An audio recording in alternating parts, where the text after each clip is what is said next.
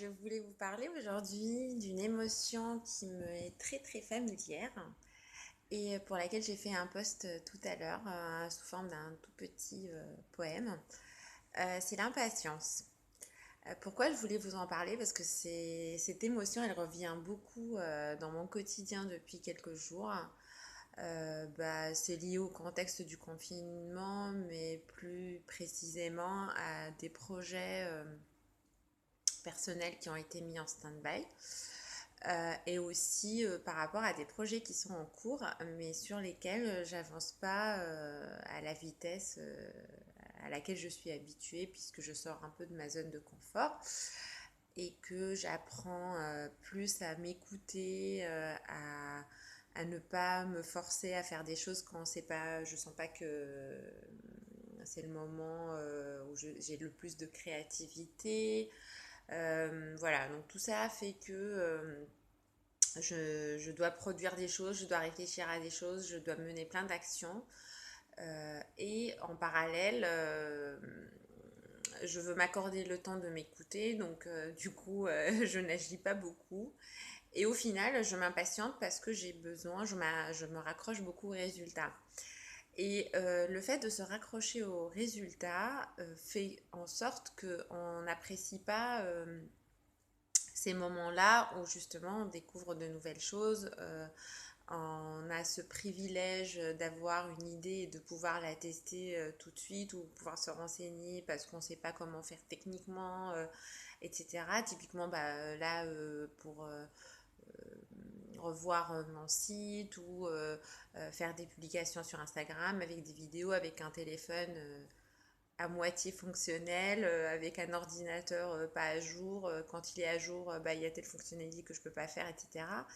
Et en fait, c'est ce travail énergisant et énergétique, c'est-à-dire que je fais des choses, je suis contrariée, je me ressaisis, mais finalement, j'arrive pas rapidement au résultat que je voulais. Et donc, je n'apprécie pas toutes ces étapes où je suis en train de créer, où je suis en train d'expérimenter de nouvelles choses et qui sont plutôt appréciables parce qu'une fois que j'arrive à mon objectif, je vais un peu oublier toutes ces étapes-là et être frustrée ou apprécier un tout petit peu mon résultat et vouloir tout de suite un truc juste après, plus élaboré, plus grand. Et en fait, le moment que je passe à apprécier le résultat, il est relativement très très court par rapport à toutes les étapes sur lesquelles j'ai travaillé et pour lesquelles, si je n'éprouve pas tellement de plaisir, c'est un peu dommage.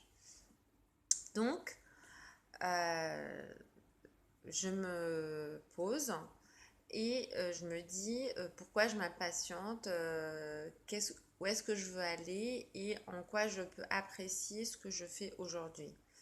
Donc ce moment de recul, ce moment de stop où on se dit ok, je fais le point et c'est pas grave si j'ai pas réalisé les 10 choses que je voulais faire en un temps record.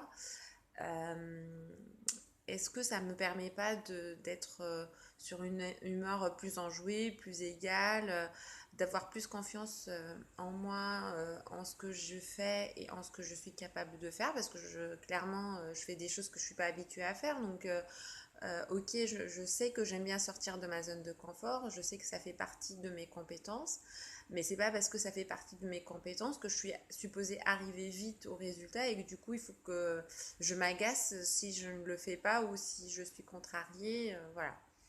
Donc ce travail-là, je l'intègre dans le travail des émotions. Je vous ai parlé de mon cas à moi parce que c'est un cas concret. Mais chez vous, l'impatience peut se manifester autrement.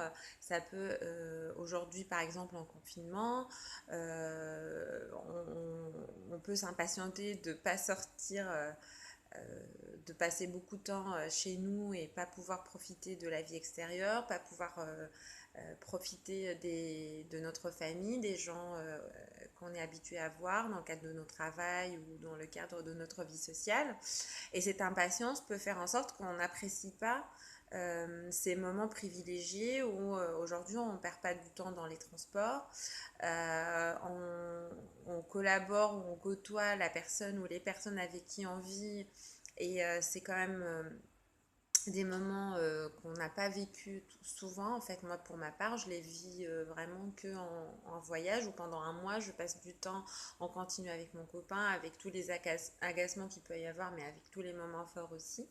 Et donc, cette impatience, elle peut faire on passe à côté, des choses appréciables de ce confinement et de moments de prise de recul. Et c'est quand même dommage parce que si ça se trouve, on n'en aura pas d'autres. Alors, tant mieux si on n'a pas de moments de peur et de frayeur, mais par rapport au bon côté des choses, ça serait quand même dommage de passer à côté.